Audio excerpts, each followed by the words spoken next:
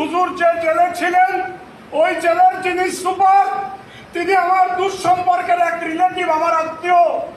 তার নিজের সাথে আমার কথা হয়েছে, তার মায়ের সাথে কথা হয়েছে।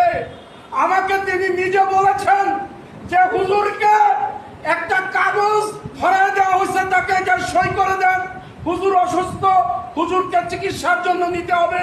হুজুর তখন অসুস্থ ছিলেন না, চিকিৎসা করার মতো অবস্থা তার তখন ছিল না। তাকে এই কাগজ তৈরি করে ওখান থেকে বের করে নিয়ে এরপরে ওই সাথে সাথে তাকে যখন বের করে নেওয়া হয়েছে তার বিছানা পেটটা গুছানো হয়ে গেছে।